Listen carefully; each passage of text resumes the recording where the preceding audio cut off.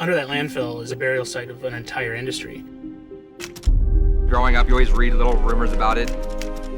The dreams of a generation buried underneath the garbage. Hi, I'm in my game room with a special guest, James Rolfe, who's here during Comic-Con weekend. And before Comic-Con Day 3 kicks off, we decided we're going to discuss a little movie we saw last night, documentary, early screening, Atari Game Over. Yeah, the nature of Comic-Con is that it's unpredictable because we go to the Atari Game Over panel, and during the panel, you have all kinds of things planned for the night because you have this big schedule, tons and tons of things going on. So I'm debating all these different things. Should I go to the Kevin Smith thing? Should I go to the Metallica thing? You're trying to figure it out. You're debating in your head. So we're sitting in this panel, and then they announce they're screening the film tonight, less than like 3 hours or something afterwards. So you have that much time to change your plans, and that's what happens at Comic-Con. That's what it's all about, is just not being able to see everything.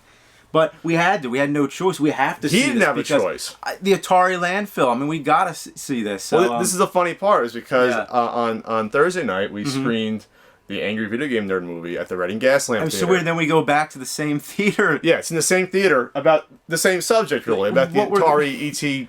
landfill. What were the chances that it would happen in the same theater the night after? But so anyway, we're like, okay, I guess we're going back to that theater, as if we weren't there long enough. We were there all, for so long, and with everything, autograph signing and all the things leading up to it, the preparation. But anyway, we want to talk about this.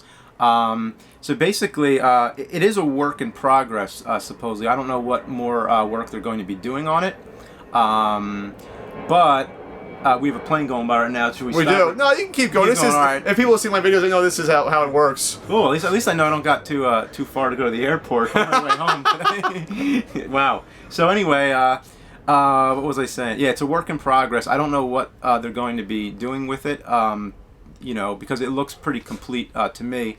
But they're going to be releasing the full thing in the fall. The final movie in the fall. Yeah.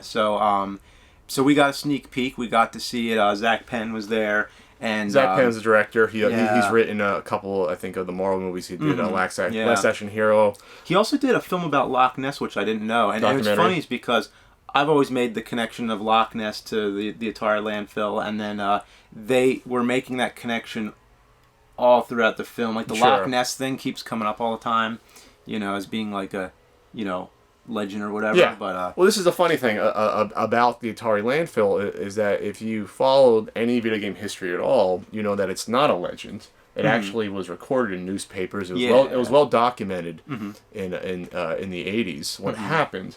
And just I guess with the internet, people not wanting to do research, it was built up into this like sort of myth about Atari's demise, about the video game crash, about E.T. being the worst game of all time, which isn't true, by the way. And then it just this aura around the event sort of built up that became more interesting maybe than the actual event itself, and the reasoning behind the event itself. And that's what the film explored. The film was interesting because it was structured with two different stories parallel.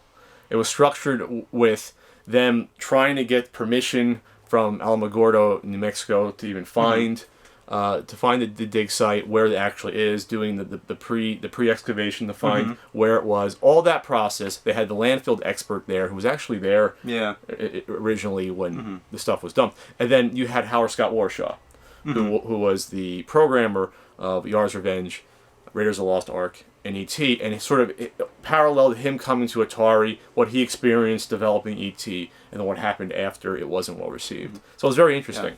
Yeah, actually, Howard Scott Warshaw was my favorite part of the whole thing. He's in it a lot, and he's a busy guy too. So I'm glad that they got him for a lot of this documentary. I think his story is the most interesting of all. I think he has so many different. There's so many shades of Warshaw in the film. Because it talks about his like crazy years when he's like at Atari and he's like doing somersaults down the hill and stuff. And first day of work, smoking up. I mean, just crazy stuff. Stories with Todd Fry and everything. But then of course you see him, now very emotional. He gets very emotional in it. There's a very he seems very unfiltered. He kind of just he talks right from his mind and just tells you exactly. What, sure. Yeah. I think when they were filming this, I think they realized that the actual excavation wasn't that interesting. And I don't think that's the most interesting part of the story. I think the interesting part of this whole story is what exactly happened to the fastest growing business in American history and why they sort of went off a cliff. So that was examined about the bad business deals, the insider trading that got the guy fired from Atari, just bad decisions putting out. Like, this was a bad deal, getting the license to ET. You figure out how many millions of dollars they spent just for the licensing deal. They spent between 20 and 30 million. So just from that alone, that's 20 and 30. Just the overproduction of it, that they're like... That was 20 or 30 million in 82. Think of how much that's worth now. That's like 3 to 4 times at least. So think about how many games they'd have to even sell to break even on that. And they didn't explicitly say that, but in the back of my mind, I was like, okay, if they make a deal like that, think about how many games they have to sell to break even. That's probably why they produced so many. They didn't have a choice. It was just a bad deal to begin with. They thought they were going to get Spielberg in with them and maybe do future games with him. It was kind of alluded to that, hey, we can do this, that Warner could do business with him. Because at this point, Warner owned Atari. So they figured, we get Spielberg into in with us. The video game, they're selling off the shelves video games. So why not? Maybe we can do something with Spielberg for the next 5-6 years. And that was interesting about Spielberg's input. Yeah, Spielberg was a very you could just tell that they got the Spielberg endorsement for this film because you hear a lot of John Williams music. You'll see some Raiders clips and ET. It's like it's legit. Like they shelled out the money. It was. But it is Microsoft sponsored. So. Yeah, definitely. But it's overall I thought it was really great, really entertaining. But strangely, the thing you would never expect me to say is that I think like you said, I think the least interesting part actually was the landfill, and I think the reason why really was because this is not a spoiler, by the way, because everybody who has looked at Twitter or any social media knows that what they found. So basically, like, the whole thing is sort of this suspense build up to, like, what are they going to find? Sure. What are they going to find? But we already know, and I wonder, they invited people there to witness it, and I wonder if it was, I don't know what exactly the purpose, but I think maybe it was, maybe it was to make it credible that people actually witnessed it. But I feel like it could have been done in a different way, like somehow don't reveal it till the documentary, keep it closed off, and then afterwards maybe open up the landfill and then show the proof and then have a museum or something, some exhibit, Well, within the first 10 minutes they talked to, I guess he's the landfill expert. He was actually at the panel. Yeah. And he's a guy that basically tracks garbage. He even says, I'm like a garbage tracker. Like, that's what I do. So this story always interested him, not because of the game, the whole game sort of enveloping it and about Atari's demise and the video game crash. He didn't care about that. He just cared about the history of where these were buried, because now they track where everything's buried in landfills. Back then they didn't.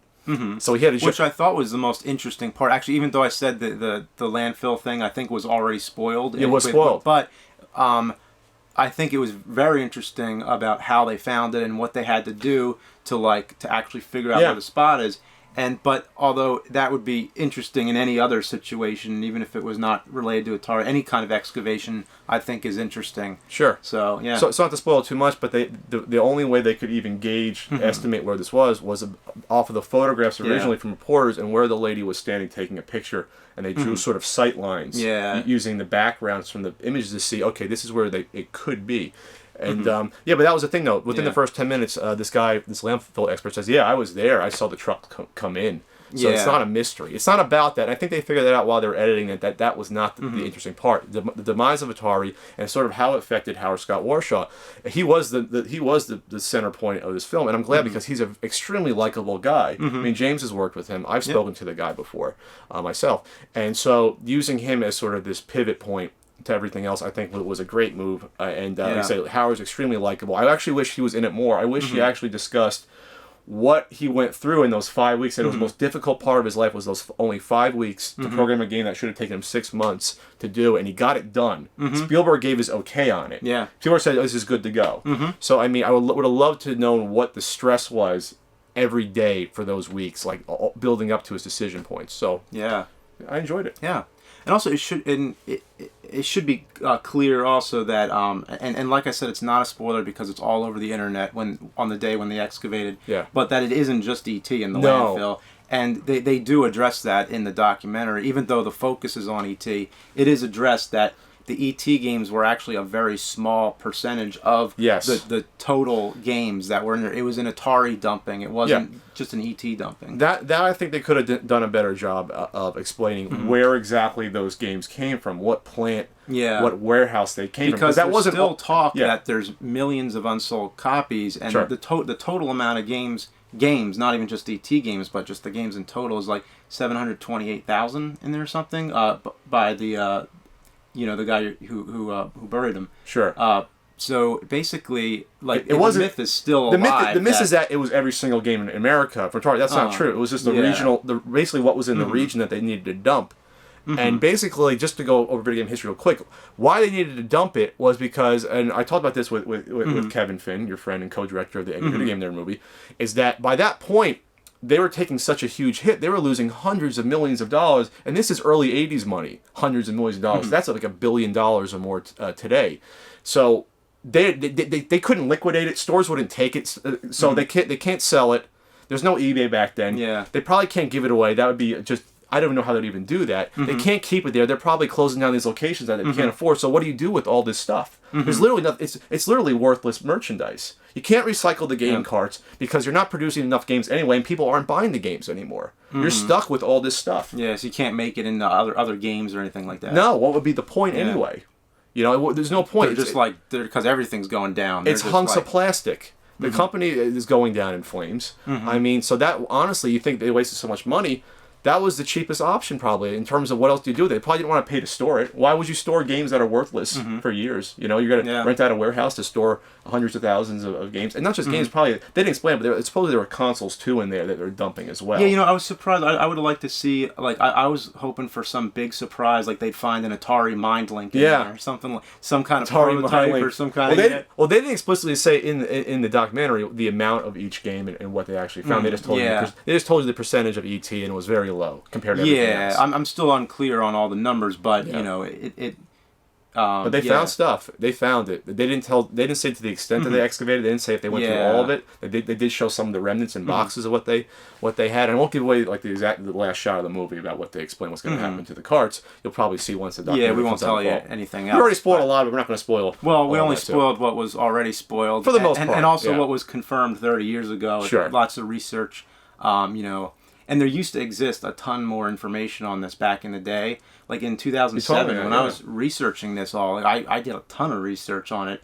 And there was actually a website called digitalmadman.com, and I remember it. The site disappeared. Like but it was like the most comprehensive site at the time that had all this information about it, tons and tons of articles, videos with like the workers burying it and stuff like that. Not the actual burying, but them talking about it. They had shown on maps. They had interviews and stuff. I mean, it was very. It was more of a low budget kind of site. It wasn't, so. But Internet 1.0, before it was like like YouTube basically. It was just embedded QuickTime videos and things like that. It was. They were embedded QuickTimes. Exactly. Before the internet kids, before YouTube kids, that's how viral videos got spread. They're on these websites, embedded QuickTime or Real Player. They're gone. Anyway. Now what I'm. Oh, what were you gonna say? No, I was just gonna say I had fun watching it. Yeah, it wasn't perfect. There was issues that we're actually gonna email feedback about. At least I will, about some things that they probably could clarify a little bit. Okay. Like they said, it wasn't finished. It was probably like 96% finished, 97%. Okay. The structure was there. The editing was all there. The fancy effects they had, which that's probably the funniest part of the movie. Like they had diagrams and charts explaining things, and that's where a lot of the humor came in. Yeah. So there is some humor in here. There's actually a lot of humor stories about Atari. Visual aid's always good. Yeah. But what I'm interested in is this is supposedly the first of like a series, right? Like there's going to be a bunch of different documentaries. Now I'm really interested in what is the next one going to be and like what more are we going to see. So if you're a fan of like Once Upon Atari, if you've seen that Howard Scott Warshaw's documentary, I haven't seen that. It was from quite some time ago. It was one of the first like documentaries of this type you'd see. If you're interested in Atari or anything, then yeah, totally. Check it out. And check out something else. Have you played Atari today? Have you seen this nerd movie thing too? Okay, yeah. All right. I'm not gonna plug myself anymore, but Come on, we just showed it at Comic-Con. It was fun. We did, and it was awesome. It was fun. Yeah. I'm exhausted from it still. That's why he's all beat, because he spearheaded this Comic-Con screening of the Nerd movie. Look at him falling asleep here. Yeah, right. Yeah. All right, another plane's coming overhead, so we're going to end this and go to Comic-Con Saturday. We'll get this video up. We'll get this video up soon. This will be up by the time you're watching it. That's the funny thing about the internet. Does that make sense? Yeah. Bye.